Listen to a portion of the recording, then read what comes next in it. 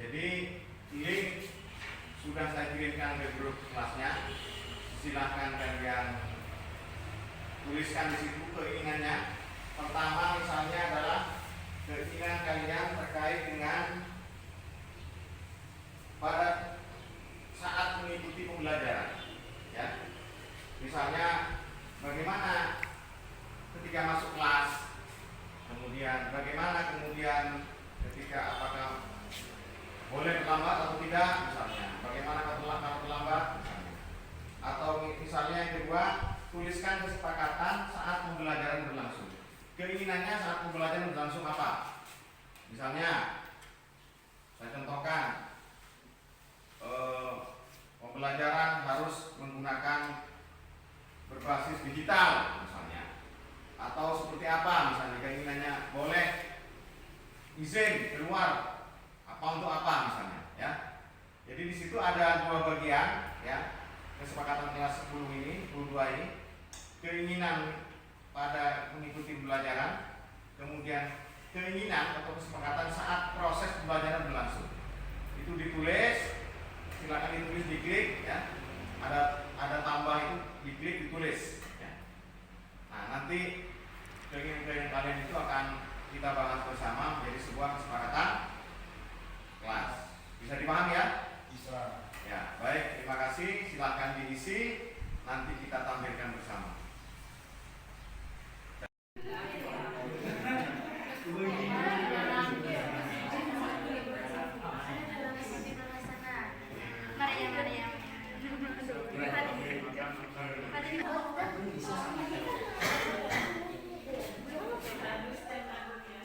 Ya, Siti Nurhasana bisa buka HP, makan-makan di dalam kelas, biar tidur kalau lagi nggak ada pelajaran, bisa kerja kelompok. Ya. Jika diperbolehkan untuk metode pelajaran tidak terlalu terpaku terhadap materi, namun lebih kepada game atau sesuatu yang bisa mencairkan suasana agar metode pelajaran terasa asik dan tidak membosankan.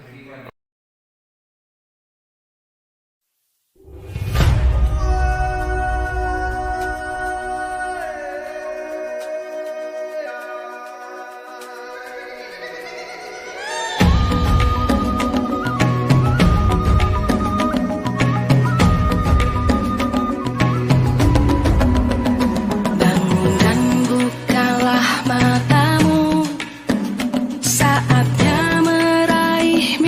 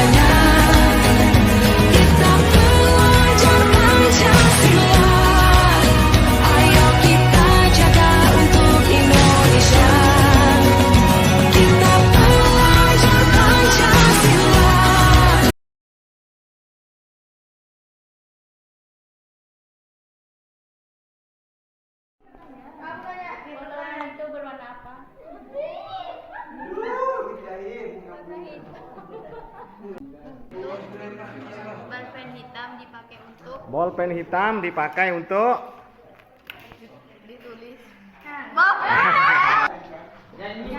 nyanyi. Maunya apa nyanyi? Ayo.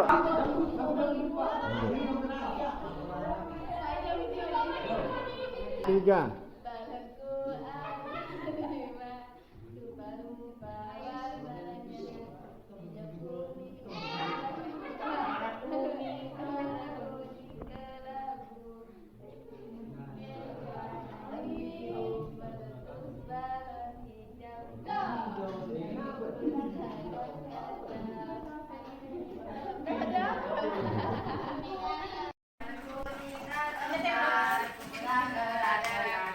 Ya, oke, silakan. Terima kasih. Silakan duduk kembali.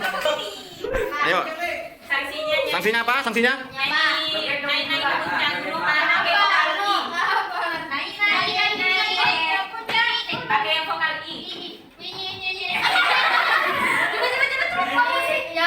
Ayo, satu.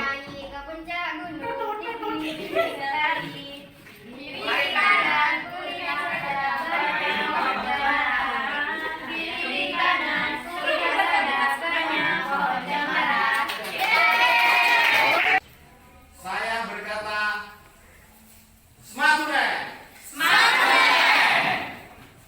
Saya berkata Smathuren oke. Smathuren yes.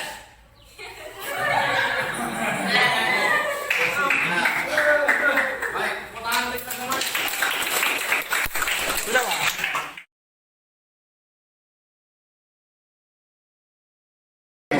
Saya mau sebagai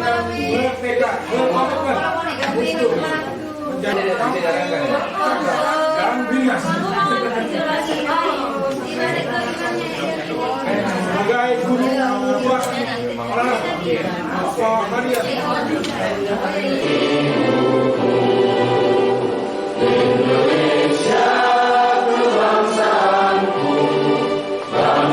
Assalamualaikum warahmatullahi wabarakatuh.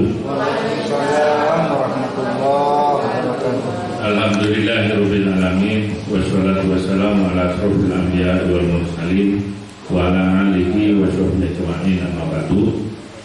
Pertama-tama marilah kita ucapkan puji syukur kehadirat Allah Subhanahu wa taala karena di pagi hari yang cerah ini kita bisa berkumpul di SMA Negeri 1 Reten dalam keadaan sehat walafiat dalam rangka pengimbasan materi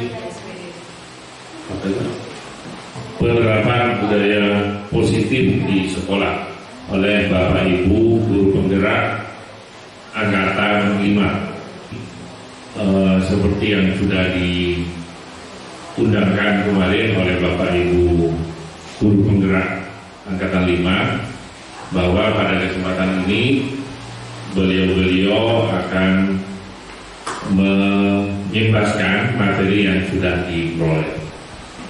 Kami sebagai kepala sekolah SMA Negeri 1 Reten, Alhamdulillahirabbil alamin arrahmanir rahim maliki yaumiddin iyyaka na'budu wa iyyaka nasta'in ihdinas siratal mustaqim siratal ladzina an'amta 'alaihim ghairil maghdubi 'alaihim waladdallin. Bismillahirrahmanirrahim alhamdulillahirabbil alamin hamdan positif nilai-nilai kebajikan universal. Ini kita dari kelompok yang CGP Angkatan 5 ingin mengimbaskan kepada Bapak Ibu sesuai dengan modul yang kami pelajari di 1.4.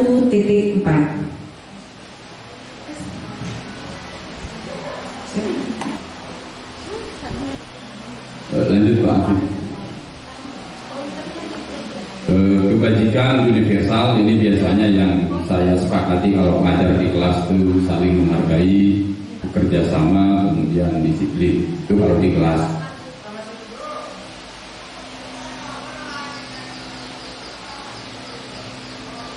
Lanjut Pak.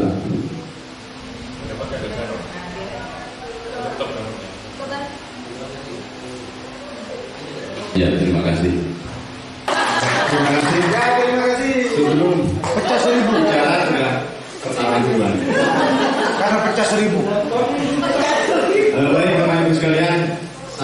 melanjutkan saja dari apa yang sudah disampaikan oleh Bu Ida dan Pak Marzuki terkait dengan materi berikutnya ini, keyakinan kelas.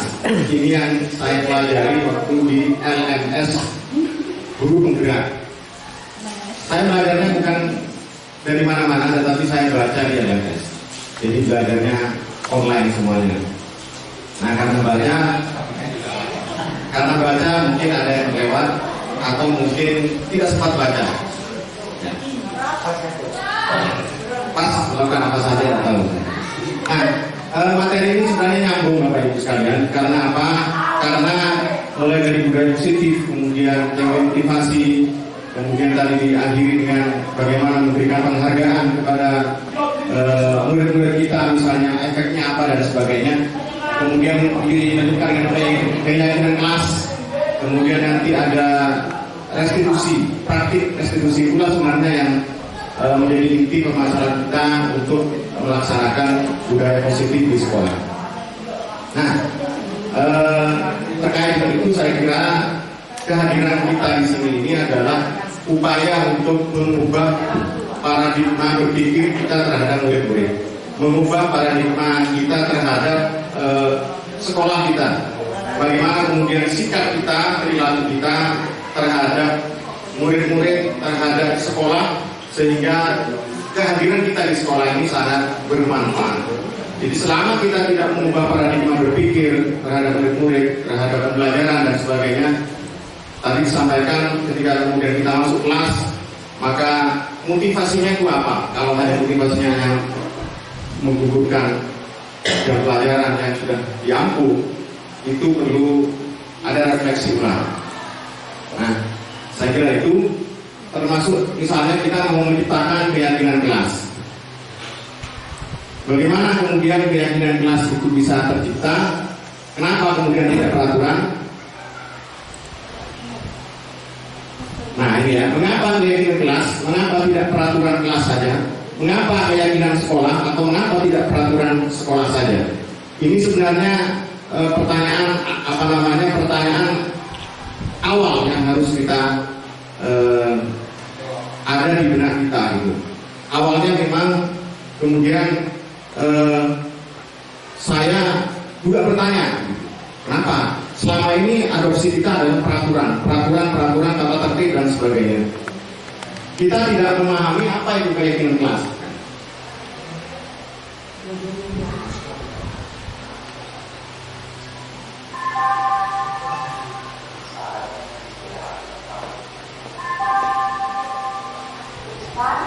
Nah, mengapa kita memiliki peraturan tentang penggunaan, misalnya ini pertanyaan-pertanyaan yang bisa kita jawab ya. Mengapa kita memiliki peraturan tentang penggunaan helm pada saat mengendarai kendaraan roda 2? Ini aturan, peraturan ketika berkendara. Kemungkinan jawaban kita adalah untuk keselamatan berkendara, untuk keselamatan. Kemudian yang kedua misalnya, mengapa kita memiliki peraturan tentang menggunakan masker dan mencuci tangan setiap saat? Maka kemungkinan jawabannya adalah untuk kesehatan atau keselamatan. Nah, nilai-nilai keselamatan atau kesehatan nilai yang kita sebut dengan suatu keyakinan. Nilai-nilai kebajikan universal yang disepakati secara tersirat dan tersurat, lepas dari latar belakang suku, negara, bahasa maupun agama. Jadi keyakinan ini adalah nilai-nilai kebijakan universal yang kemudian disepakati bersama menjadi keyakinan bersama. Kira-kira seperti itu. Nah, mulailah nilai-nilai kebajikan bahwa menekankan pada keyakinan seorang dan lebih memotivasi seorang dari dalam. Ketika kemudian menjadi nilai-nilai kebajikan, itu akan menekankan pada seseorang menjadi sebuah keyakinan dan memotivasi seorang dari dalam. Seseorang akan lebih tergerak dan bersemangat untuk menjalankan keyakinannya daripada hanya sekedar mengikuti serangkaian peraturan tertulis tanpa makna. Maka kemudian tadi saya sampaikan, ketika kemudian sebuah peraturan sekolah tidak diterapkan, maka yang muncul biasanya adalah punishment, hukuman. Nah, ini yang harus kita ubah paradigma ini. Murid-murid juga demikian, mereka perlu mendengarkan dan memahami tentang peraturan-peraturan yang diberikan. Apakah nilai-nilai kebajikan di balik peraturan tersebut? Ini yang pernah tidak pernah, mungkin jarang kita eksplor pada murid-murid kita. Apa tujuan utamanya? Murid tidak tertarik atau takut sehingga hanya sekedar mengikuti serangkaian peraturan-peraturan yang mengatur mereka tanpa memahami tujuannya. Jadi misalnya ada peraturan harus pakai seragam, ya sama dengan kita mungkin ya. Hari Rabu harus pakai seragam putih hitam lengkap dengan atribut ASN misalnya. Ini peraturan edaran yang sudah dibaku, tetapi kemudian kita tidak pernah memaknai itu apa sebenarnya maknanya itu. Sama dengan kita sebagai murid membuat peraturan, tetapi kemudian tidak pernah mereka itu yakin terhadap apa yang telah akan dilakukan. Tahapan menciptakan program kebajikan, lihat daftar kebajikan yang telah disusun bersama. Kemudian yang kedua, tentukan nilai-nilai kebajikan yang ingin dijadikan perhatian utama di sekolah Anda, curah pendapat dalam kelompok. Kemudian yang ketiga, sempurnakan beberapa daftar nilai-nilai kebajikan yang utama, bahas kembali dalam kelompok utama. Dan yang keempat, bisa membuat poster atau dimuat di media sosial keyakinan sekolah atau kelas kita. Nah, ini langkah-langkahnya dalam membuat program kebajikan. Bagaimana membentuk keyakinan sekolah atau kelas itu? Keyakinan kelas bersifat lebih abstrak daripada peraturan, yang lebih rinci dan konkret. Keyakinan kelas berupa pernyataan-pernyataan yang sifatnya universal. Kemudian pernyataan keyakinan kelas senantiasa dibuat dalam bentuk positif. Nah, ini nanti ada contohnya. Keyakinan kelas tidak terlalu banyak sehingga mudah diingat dan dipahami oleh semua warga kelas. Kemudian keyakinan kelas atau sekolah sebaiknya sesuatu yang dapat diterapkan di lingkungan tersebut berdasarkan dengan kultur yang ada di sekolah. Kalau di sekolah itu ada visi misi, maka itu menjadi sumber acuan untuk merumuskan keyakinan sekolah dan keyakinan kelas. Semua warga kelas sedang ikut berkontribusi dan pembuatan keyakinan kelas lewat kegiatan curah pendapat. Bersedia meninjau kembali keyakinan kelas dari waktu ke waktu. Nah, ini mungkin jarang kita lakukan. Ketika misalnya kita masuk kelas, kemudian langsung mengucapkan salam, memulai pembelajaran dan sebagainya. Apalagi kemudian di kelas 10 ya, kalau SMA. Perkenalan, masuk kelas, kemudian buka buku dan sebagainya, buka sumber-sumber berbahan pembelajaran, tanpa kita memberikan atau membuat pembentukan keyakinan kelas terlebih dahulu. Ini yang kemudian sangat berbahaya ketika kemudian ada perilaku siswa kita yang dianggap itu nyeleneh atau unik dari yang lain.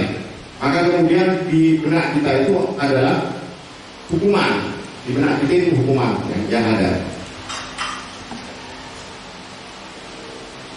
Ini prosedurnya, langkah-langkahnya membutuhkan keyakinan kelas, mempersilahkan warga sekolah atau murid-murid di kelas untuk bercurah pendapat tentang peraturan yang perlu disepakati di sekolah atau di kelas. Mencatat semua masukan-masukan murid atau warga sekolah di papan tulis atau di kertas besar. Kalau sekarang itu sudah ada aplikasi ya yang membantu kita itu, di mana semua anggota kelas bisa melihat hasil curah pendapat. Kemudian yang ketiga, susunan keyakinan kelas sesuai prosedur menentukan keyakinan kelas. Ganti kalimat dalam bentuk negatif menjadi positif. Contohnya ini ya, jangan berlari di kelas atau koridor. Nah, ini dianggap sebagai kalimat negatif. Maka kita ubah menjadi kalimat positif. Berjalanlah di kelas atau koridor. Maka kata-kata redaksi negatif itu kemudian lebih baik kita singkirkan saja. Kemudian yang keempat, tinjau kembali daftar surat pendapat yang sudah dicatat. Ya. Mungkin bisa dibukakan. Ini contoh rumusan bersama dengan murid yang pernah saya lakukan di awal pembelajaran.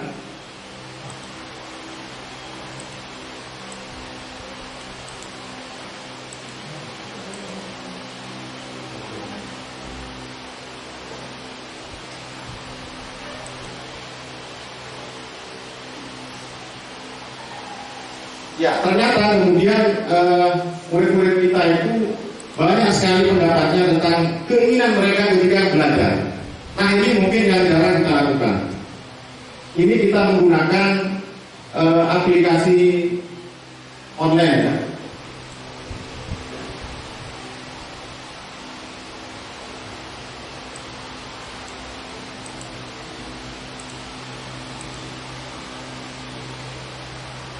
Tidak menggunakan aplikasi ini bisa manual, misalnya dengan menempelkan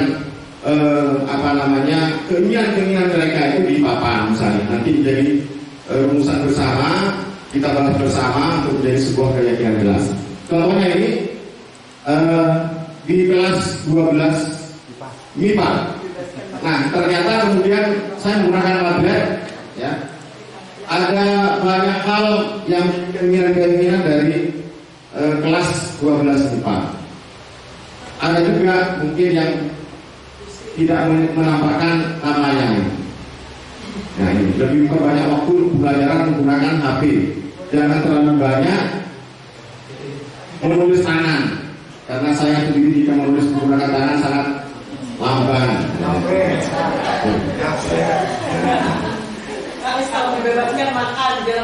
Nah, ini dari Ricky ya. Adakan games permainan Pak sebelum pembelajaran biar bisa refresh. Nah, ini salah satu keinginan murid-murid kita yang sebenarnya harus kita penuhi gitu, agar pembelajaran di kelas itu menjadi pembelajaran yang bermakna dan menyenangkan. Maka ketika saya masuk kelas 12 MIPA, saya awal itu akan selalu menggunakan tidak langsung materi. Saya akan game online atau pembelajaran berbasis game. Seperti itu ya. Bukan game online, tapi game pakai aplikasi itu ya.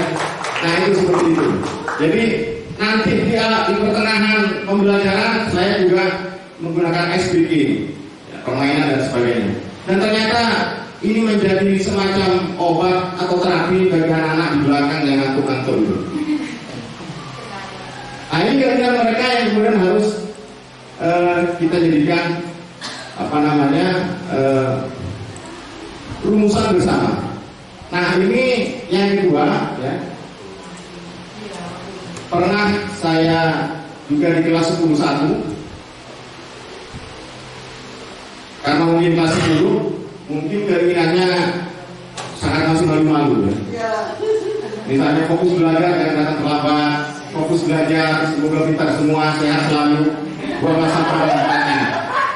Nah, ketika kemudian ini menjadi sebuah keyakinan kelas, maka kemudian jangan lupa berdoa. Ada sesuatu yang misalnya membuang sampah sembarangan di kelas, maka kita bisa memanggil anak itu, bisa melakukan praktik restitusi. Nanti akan disampaikan oleh Bu Yaya, lebih praktisnya begitu. Ya. Itu mungkin yang bisa saya sampaikan. Terima kasih atas kerjasamanya. Assalamualaikum warahmatullahi wabarakatuh.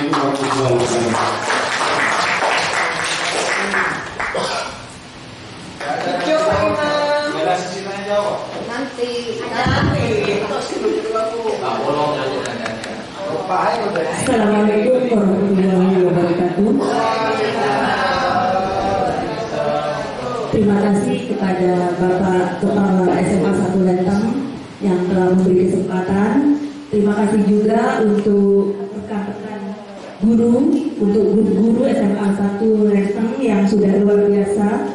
Kemudian ini ada guru saya Pak Zainuddin, salam takdim dari muridnya. Kita akan tepuk semangat dulu untuk menyampaikan apa yang menjadi tugas kami agar sampai kepada Bapak dan Ibu guru hebat di seluruh Indonesia. Pada kesempatan kali ini saya kebagian posisi 5 kontrol lagi restitusi. Nah, di sini tadi sudah disinggung juga oleh Pak Marzuki bahwa restitusi adalah proses menciptakan kondisi bagi murid untuk memperbaiki kesalahan mereka agar mereka dapat kembali ke kelompoknya dengan karakter yang lebih kuat. Itu adalah restitusi. Nah, di sini restitusi itu bukan untuk menebus kesalahan Anak itu sudah kita treatment dengan segitiga restitusi beberapa kali, tapi belum ada hasilnya. Bagaimana tidak lanjutnya sudah itu? Apakah tetap menggunakan segitiga restitusi tersebut atau ada teori lain lagi yang bisa kita jadikan yang pertimbangan atau referensi? Seperti itu. Terima kasih.